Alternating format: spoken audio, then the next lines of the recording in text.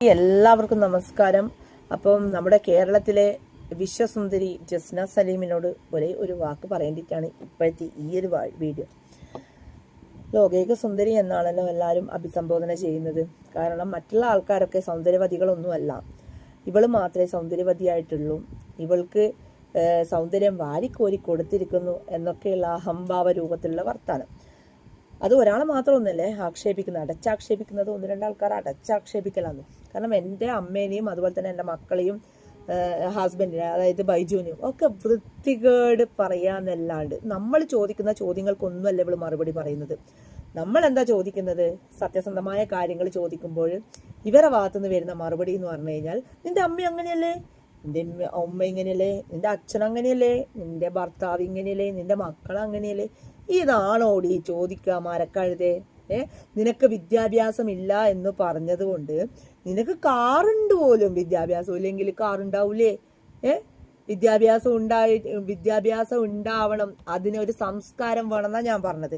വിദ്യാഭ്യാസം മെയിൻ ആയിട്ടുള്ള ഒരു ഘടകമാണ്. വിദ്യാഭ്യാസം ഉണ്ടാവുന്നുണ്ടെങ്കിൽ അവരെ ഭാഷ, അവരെ സംസ്കാരം, ഇതൊക്കെ ഇതിൽ ഘടനയിൽ കാണിക്കും.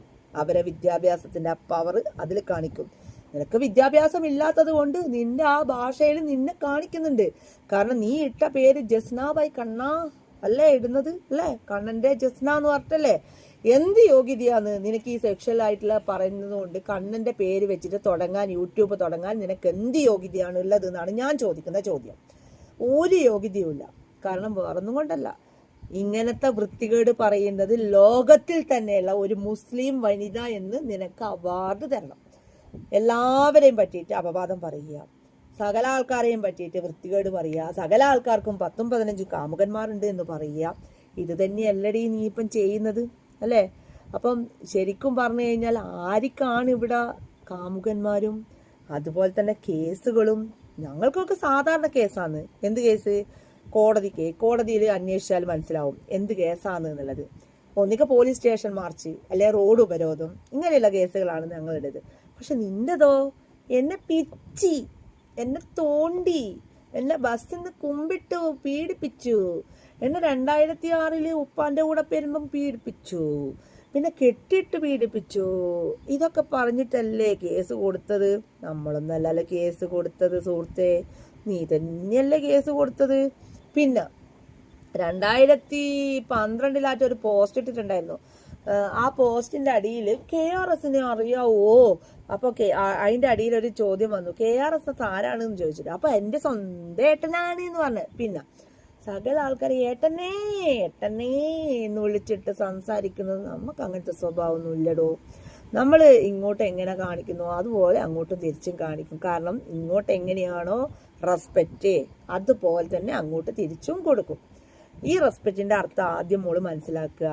പിന്നെ മറ്റൊരു പ്രധാനപ്പെട്ട കാര്യം എന്ന് വെച്ച് കഴിഞ്ഞാൽ, നിന്റെ ഉപ്പ നിനക്ക് പഠിപ്പിച്ച ഒരേ ഒരു കാര്യം എന്ന് പറഞ്ഞാൽ ഹണി ട്രാപ്പാണ്. അതായത് ഉപ്പ ആ കാര്യത്തിൽ വിജയിച്ചു, മോളെ കൊണ്ട് നല്ലവണ്ണം പൈസ ഉണ്ടാക്കി. അതാണ് ഏറ്റവും പ്രധാനപ്പെട്ട ഒരു കാര്യം. അതുകൊണ്ടാണ് നീ മറ്റുള്ള അച്ഛന്മാരെ കാണുമ്പോഴോ അല്ലെ മറ്റുള്ള ആൾക്കാർക്ക് തന്തക്ക് വിളിക്കുന്നത്. ഇതാണ് മോളെ കാര്യം, അല്ലാണ്ട് വേറെ ഒന്നല്ല. ആ ഉമ്മയും ഉപ്പയും പഠിപ്പിച്ച കാര്യമാണ് നീ ഇപ്പം കാണിച്ചു കൊടുക്കുന്നത്. ഹണി ട്രാപ്പ് ിലൂടെ പൈസ സമ്പാദിക്കുക എന്ന് പറഞ്ഞിട്ടുള്ള ഈ ഒരു സീന് കാണിച്ചു കൊടുക്കുന്നത്. ഇപ്പൊ ആരാ പഠിപ്പിച്ചു തന്നതെന്ന് എല്ലാവർക്കും ഒരുവിധം മനസ്സിലായില്ലേ? സ്വന്തം ഉപ്പ. ആ ഉപ്പയാണ് 2006 മുതൽ മോൾക്ക് എങ്ങനെ ഹണി ട്രാപ്പ് നടത്താം, അല്ലെ എങ്ങനെ ഹണി ട്രാപ്പ് നടത്തിയിട്ട് പൈസ സമ്പാദിക്കാം എന്നുള്ള കാര്യങ്ങൾ ഇവിടെ ഞാൻ പറഞ്ഞല്ലേ, ലസിത പാലക്കൽ ഇത് പറഞ്ഞില്ല. കോടതി മുഖാന്തരം ഈ കാര്യങ്ങൾ 2006 കേസ് ഒത്തുതീർപ്പാക്കിയത് ഏത് കോടതിയിലാണെന്നുള്ളത് നിങ്ങൾക്ക് തെളിവ് സഹിതം ഞാൻ തരാം. ഇൻബോക്സിൽ വന്നിട്ടുണ്ടെങ്കിൽ ഞാൻ ഡീറ്റെയിൽ തരാം. ഈ അച്ഛൻ വെള്ളത്തിലായിട്ട് കോംപ്രമൈസ്, അഡ്ജസ്റ്റ്മെന്റ്, എത്ര പൈസക്കാർ നിന്നത് എന്നുള്ളത് നിങ്ങൾക്ക് തെളിവടക്കം ഞാൻ തന്നിരിക്കും. നിങ്ങൾക്ക് ആർക്കെങ്കിലും വേണമെന്നുണ്ടെങ്കിൽ എൻ്റെ ഇൻബോക്സുമായിട്ട് കോണ്ടാക്ട് ചെയ്തിട്ടുണ്ടെങ്കിൽ ഡീറ്റെയിൽ മൊത്തം ഞാൻ തരാം. Okay, bye bye.